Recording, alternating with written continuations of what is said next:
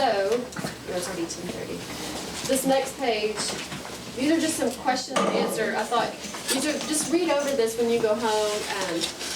If something goes wrong, it's just kind of like, well, what happened? What went wrong? Why does my meat always turn out dry or tough? Did you lift the lid during cooking? Don't do that. Did your recipe contain enough acid to tenderize the meat? So that's why tomato sauce,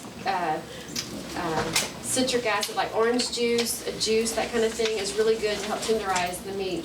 That helps your meat not turn out dry or tough. I kind of talked about that earlier.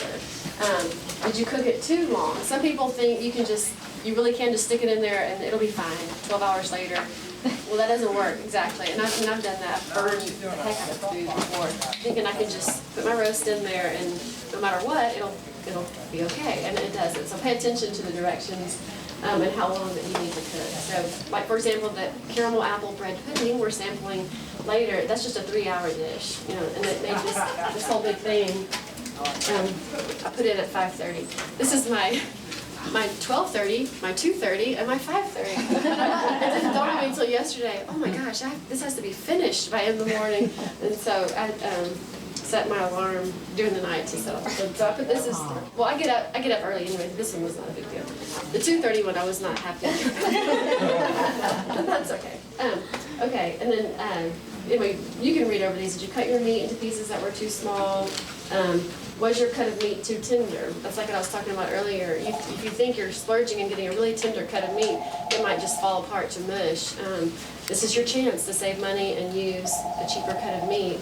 And another thing I found that I love about this is I love meat. I'm not a vegetarian. I tried it for 10 days one time. 10 days. Yes, and I eat meat like a crazy person on the 10th day, but I cannot do it. I know, I try it. I don't want to eat as much as I do. I want to cut back on meat. We don't need it every day. You really don't. And so I found with Crock Pot, I'll eat less meat because I cook with vegetables and sauce, and I can make a stew or soup. And your family will eat less meat if you just kind of put some effort into it, and they'll never know. I have all men in my house, so meat, they'll feel deprived if it's vegetarian lasagna or whatever. But I make a and I put this one in here for you. I make a vegetarian lasagna in there, and nobody notices, cares, or whatever. So that's just an aside. But I've just kind of anecdotally noticed that I can use less meat in my crock pot than I can get away with like a plate of, where's my meat, where's my potato, where's my vegetable. So anyway, okay, and so all right, the recipes. I'll go over. I made 3 today. I think I put 10 in here for y'all to take home, and I made 3 of them, and then we'll sample them, and then if I have some volunteers, I'm gonna show y'all how to make this apple bread pudding for the next class this afternoon. It'll be finished by the time they get here. So, and because it was a little different, I thought y'all may not think about. Do you do desserts in your crock pot? Whatever. Yeah, there's a ton of great desserts out there. For the crock pot, it was hard to find a healthy one. They had this great lava cake. I thought, can I do that? And just say, I'm sorry, one of them is not healthy. But I thought, no, that's not why you signed up, so I better not do that. Then I had this pumpkin spice bread pudding. I was going to make that, and I went over these with my mother, and she, who's taught me how to cook. She goes, that's just disgusting. And I read her the recipe. She goes, nobody's going to eat that, Lee. And there was I had a recipe for vegetarian enchilada casserole that she didn't make your cut either. But the pumpkin bread pudding one sounds good, but it was like breadcrumbs, and it was just weird ingredients, and I had not made it before. She said, I really don't think you really want to. She goes, I wouldn't eat it at your class. So I found one.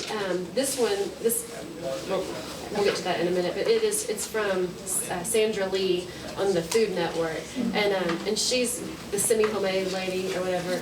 And I don't use a lot of her recipes, but this one I liked a lot. So okay, at the beginning, turkey and black bean chili.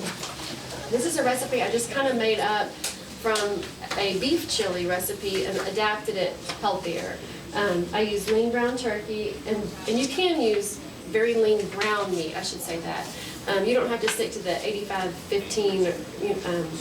You can go ahead, you know what I'm talking about when I say that. Okay, you can use like the 93.7 or whatever, the leanest meat you can find. I use a lot of venison actually because everybody hunts in my house. And so I actually don't buy a lot of ground beef anyway, but I changed this to lean ground turkey, and I added beans. This was an original Texas recipe with no beans, but beans are so good for you. I mean, they're a great source of fiber and protein, and they're a way you can leave off meat too, you know. But anyway, so I added the black beans just because I like black beans, but you could use any bean you wanted. And if you want to make it a little healthier, the cornmeal, all it does is act as a thickener. And so you'll see the consistency up here. I added it in there so you can see what it looks like. It's still kind of thin, but if you're wanting to cut carbohydrates or you don't eat corn, or that's the only purpose it's in there, is to thicken it. So if you don't, I don't mind a soupy chili, and so I would probably leave it out at home. I would go ahead and make cornbread though to go with it. That's where I have problems, you know. Yeah.